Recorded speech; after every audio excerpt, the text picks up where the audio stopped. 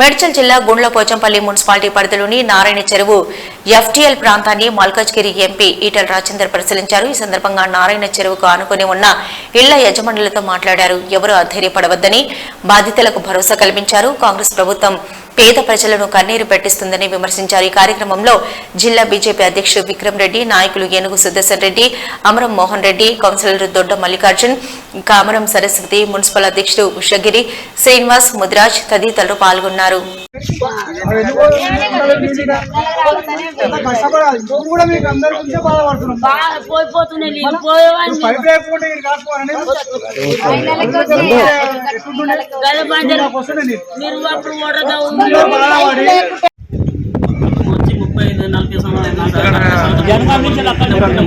Locality మొత్తం ఇక్కడ అయిపోయింది సార్. అక్కడ ఏమీ లేదు.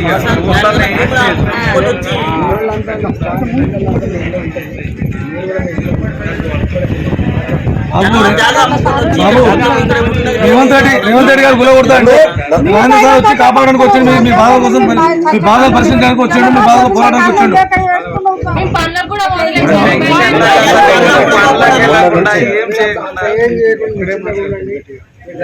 ఈ వారం రోజులే సార్ ఎవరు పనులకు వెళ్తలేరు. ఈ టెన్షన్లకు మంచాలు పట్టుకుని లేస్తలేరు. అసలు నిన్న మొన్న కూడా ఉన్నారు.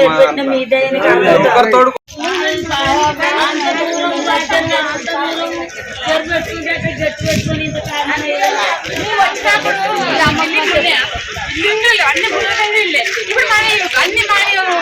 మీకు ఇంతమంది పడుతుంటాయి. అన్ని బిల్డింగ్ చేసిపోయినాక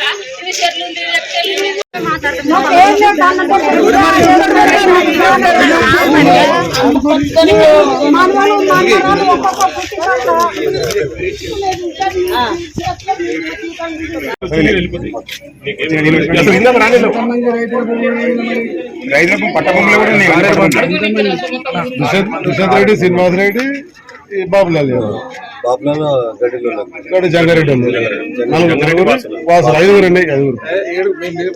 12 ఎకరాలనే ఇల్లు ఉన్నాయి కదా. వీళ్ళ 12 ఎకరాలలోనే ఒక 2 ఎకరాలు పోతే మిగతా 10 ఎకరాల్లో వీళ్ళు అమ్మింది. ఇప్పుడు ఇది ఉన్నది కూడా చిన్న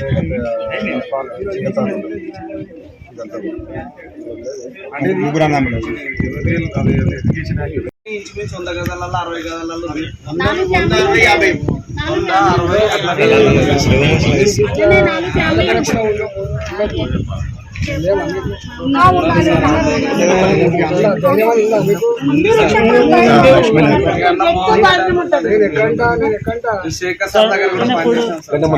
మన మున్సిపాలిటీ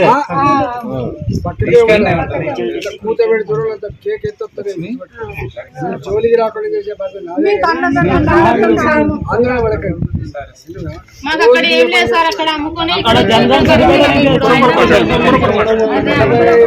రోజులుగా నా రోజు పనికి వీళ్ళు గెలిపించారు కదా. గెలిపించినాక నా రోజు పనికి రేవంత్ రెడ్డి ఇదే పనికి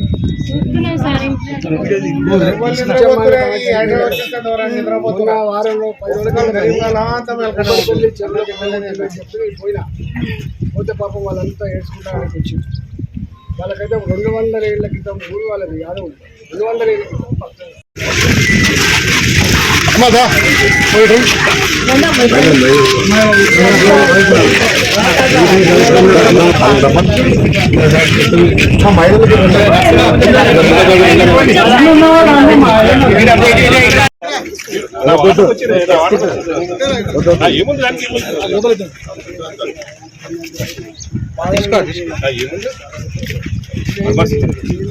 నారాయణ చెరువు ఇది.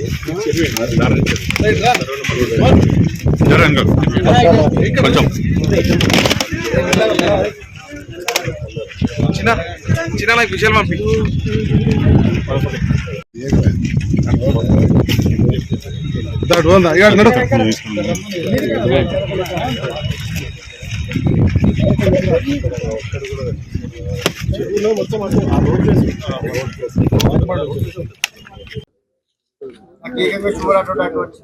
రేవంత్ రెడ్డి ప్రభుత్వం వచ్చి 9-10 నెలలు అవుతుంది.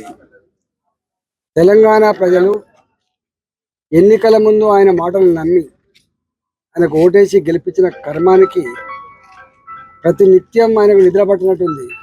తెలంగాణ ప్రజలు నిత్యం కన్నీళ్లు కారుస్తేనే, తెలంగాణ ప్రజలు ఉసురు పోసుకుంటేనే ఆయన నిద్రపట్టేట్టుగా ఉన్నది. ఇది సైకో లక్షణం. ఒకవైపు ఇంతమంది పేదలు ఏడ్చినా, నిన్న కూకటపల్లి నల్ల చెరువులో 300-400 ఏళ్ల క్రితం ఉన్నటువంటి భూముల్ని బిడ్డలకు కట్నంగా ఇస్తే, మొన్న వచ్చి హైదరాబాద్ కూలగొడితే వాళ్ళ అల్లుళ్ళు బిడ్డలను ఇంటికి పంపించారు. వాళ్ళ అల్లుళ్ళు నీవు ఇచ్చిన భూమి చెల్లదట, నువ్వు కట్నం తీసుకొని నమ్మంటున్నారు అల్లుళ్ళు అని చెప్పి బిడ్డలు తల్లి మీద పడితే తల్లి మనోవేదన గురై చనిపోయింది. అంటే రేవంత్ రెడ్డికి నిత్యం వేలాది మంది ఆడబిడ్డలు కన్నీళ్లు పెట్టాలి. ఈ హైదరాబాద్ నగరంలో లక్షల మంది ప్రజలు ఇవాళ కంటి మీద కొనుక్కు లేదు వాళ్ళకి. శనివారం ఆదివారం వచ్చిందంటే ఏ పనికి పోకుండా అందరూ ఐక్యంగా ఎక్కడ బుల్డోజర్లు వస్తాయో, ఎక్కడ హైడ్రా దుర్మార్గులు వస్తారో, ఎక్కడ మా ఇల్లు కూలగొడతారో అని చెప్పి బిక్కుబిక్కుమని బతుకుతున్నారు. ఇన్ని రోజులు కానీ 40-50 రోజులుగా ఇక్కడి పార్లమెంట్ సభ్యుడిగా నేను తిరుగుతూనే ఉన్నాను. నేను చాలాసార్లు చెప్పిన, అరే మీరు మాట్లాడుతున్నదేమో ఇల్లు కూలగొట్టమని, కానీ జరుగుతుందేమో ఇల్లు కూలగొడుతున్నారు. నోటీసులు ఇస్తలేమని చెప్పి అంటున్నారు. అనేక మంది నోటీసులు ఇచ్చిన విషయాన్ని నేనే తీసుకుపోయి 4000 మందికి నోటీసులు ఇచ్చారు. నిన్న జొన్నబండ అని చెప్పి అలవాలు 72 ఒడ్డెర కుటుంబాలు 100 ఏళ్ల క్రితం వచ్చింది అక్కడికి. అక్కడ ఆనాడు రూపాయికి ఎకరం కొనడానికి కూడా ఎవరు సిద్ధంగా లేడు. గా బండల కాడ, జనసంచారం లేని కాడ వాళ్ళు బండలు కొట్టుకొని బతికి 70 ఏళ్ల క్రితం ఇల్లు కట్టుకుంటే నోటీసులు ఇచ్చిపోయింది 72 మందికి. ఇవాళ గుళ్ళపోచంపల్లి చెరువు, ఇది గుళ్ళపోచంపల్లి చెరువు. చాలా మంది మేధావులు అంటున్న మాట ఏంటంటే, ఎందుకు పర్యావరణాన్ని రక్షించుకోవాలి, తర్వాత ఎకలాజికల్ బ్యాలెన్స్ కావాలి, సుందరంగా ఉండాలి. ఎవ్వరు వ్యతిరేకంగా సుందరంగా ఉండాలి, ఎకలాజికల్ బ్యాలెన్స్ కావాలి, మంచి చెట్లు పువ్వులు మంచి ఉండాలి, మేమేం కావాలి. కానీ ఈ గుళ్ళపోచంపల్లి చెరువు, ఈ చెరువులో ఉండేటువంటి భూమి ప్రభుత్వ పరంగా ఉన్నది కేవలం 11 ఎకరాలు మాత్రమే, కేవలం 11 ఎకరాలు మాత్రమే. కానీ చెరువులలో నీళ్ళు వచ్చి నిండితే దాదాపు 19 నుంచి 20 ఎకరాల ప్రైవేటు వ్యక్తుల భూములు ఈ చెరువులో మునుగుతాయి. 19 నుంచి 20 ఎకరాల భూములు మునుగుతాయి. ఇది పట్టిగా తపాల లెక్కనే ఉంది కాబట్టి నెలకే 2 నెలలకే నీళ్ళు వెళ్ళిపోతాయి. ఎందుకంటే తూము తీస్తాం కాబట్టి వెంటనే మళ్ళీ వ్యవసాయం చేసుకునేట్టు కల్చర్. కానీ ఈ పోచంపల్లి చెరువు కింద ఒక్క గుంటెడు కూడా ఇలా వ్యవసాయం లేదు, గుంటెడు కూడా వ్యవసాయం లేదు. గ్రామస్తులు అనుకున్నారు ప్రభుత్వ పరంగా ఎంత భూమి అవుతుందో గంత భూమి మందమే నీళ్లు ఉంచుకొని అని చెప్పి వాళ్ళు పైప్ లైన్ కూడా వేసుకున్నారు. మిగతా ఇప్పుడు 19 ఎకరాల భూములలో సుక్క నీళ్ళు వచ్చేది లేదు, వ్యవసాయం చేసుకునేది లేదు. ఇలా ఇక్కడ ఒడ్డరోళ్ళు ఇక్కడ వరంగల్ నుంచి వెళ్ళి, చేరియాల నుంచి వెళ్ళి, కరీంనగర్ నుంచి వెళ్ళి పొట్ట చేత పట్టుకొని 30 ఏళ్ల క్రితం 40 ఏళ్ల క్రితం వచ్చి 100 గజాల చొప్పున కొనుక్కొని, ఆనాడు రాజశేఖర రెడ్డి పీరియడ్ అనుకుంటే నాకు తెలిసి ఈ ఇందిరమ్మ ఇళ్ళ దాంట్లో కూడా వీళ్ళకి డబ్బులు వచ్చాయి, ఇందిరమ్మ ఇళ్ళకి మీద కూడా డబ్బులు వచ్చాయి. ఇవాళ వీళ్ళు వచ్చి హైడ్రా అధికారులు వచ్చి ఇది FTLలో ఉంది, ఇది బఫర్లో ఉంది అని చెప్పిపోతే వాళ్ళ కంటి మీద కొనుక్కలేదు. ఇవాళ వాళ్ళు అంటున్న మాట, నేను వెళ్ళిపోయిన తర్వాత వాళ్ళు వ్యక్తిగతంగా ఒక్కొక్కరితో మీరు మాట్లాడించండి. నేను అంటున్నా, ఇవాళ కూకటిపల్లిలో బుచ్చమ్మ అనేటువంటి యాదవ మహిళ చనిపోవడానికి కారకులు ప్రభుత్వం. ఇది సర్కారు హత్య, ఇది సర్కారు హత్య. బుచ్చమ్మ చావు కారణం తెలంగాణ రేవంత్ రెడ్డి ప్రభుత్వం. ఇది సర్కారు హత్య మాత్రమే, ఇది సర్కారు హత్య మాత్రమే. దీనికి ఒక్క మాట చెప్పంటే రేవంత్ రెడ్డి అహంకారానికి ఇలా బుచ్చమ్మ బలైపోయింది. ఇలా తప్పకుండా దీని మీద మూల్యం చెల్లిస్తా అని చెప్పి హెచ్చరిస్తాను. నేను మూసి ప్రక్షాళన కోసం పోయినా, మూసి ప్రక్షాళన చేస్తానంటే సంతోషపడ్డాను. నేను అనుకున్న వరదలు రాకుండా ఏమైనా సిమెంట్ కాంక్రీట్తో కడతారేమో, అక్కడ మురికి నీళ్ళు పారకుండా మంచినీళ్ళు చెరువు లెక్క, మంచినీళ్ళ వాగు లెక్క చేస్తారేమని చెప్పి భావించిన.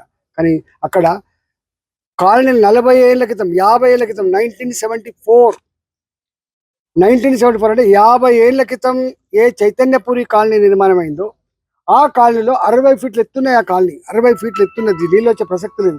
కానీ ఇది బఫర్ జోన్ అని, ఇది FTL అని చెప్పి RBX రివర్ బెడ్ ఎక్స్ అని చెప్పి మార్కింగ్ చేసిపోతుంది. ప్రజలు గోడల మీద రాస్తుంటే తుడిపేస్తూ ఉంటే కరెంటు స్తంభాల మీద రాసిపోతున్నారు. ఇక్కడ దాకా వస్తా అని చెప్పి ఇంత దుర్మార్గంగా వివరిస్తున్నారు. నేను ఒకటే అంటున్నా, మిస్టర్ రేవంత్ రెడ్డి ఈ పిచ్చి వేషాలు బంద్ చేసుకో, అన్ని పార్టీతో మాట్లాడు. మేము సహకరిస్తాం, మీ చెరువులు బ్రహ్మాండంగా మంచినీళ్ళతో కలకల్లాడని సహకరిస్తాం మేము.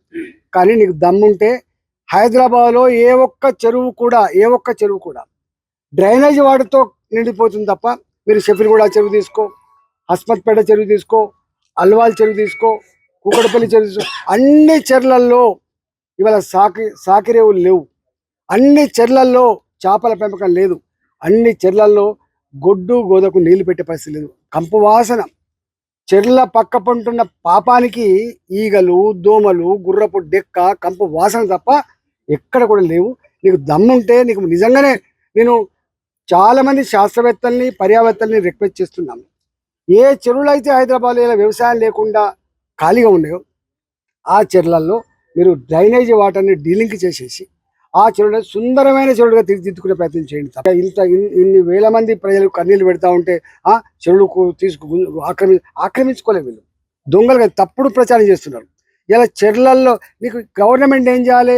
ఒకవేళ కనుక ఈ చెర్లల్లో ఉండే ప్రైవేటు భూములు కనుక నువ్వు తీసుకోవాలనుకుంటే, ఇప్పుడు ప్రాజెక్ట్ కడుతున్నప్పుడు ఎట్లయితే నువ్వు భూములు తీసుకుంటున్నావో అట్లా తీసుకుంటే వాళ్ళు మర్చిపోతారు ఈ భూమి గవర్నమెంట్ తీసేసుకున్నది. ఇది బార్డర్ వేసుకో, రైల్వే వాళ్ళు కదా ఎట్లయితే పిల్లర్స్ పాతారో చెర్ల కూడా పిల్లర్స్ పాతుకో మీరు అర్థంటారమ్మా.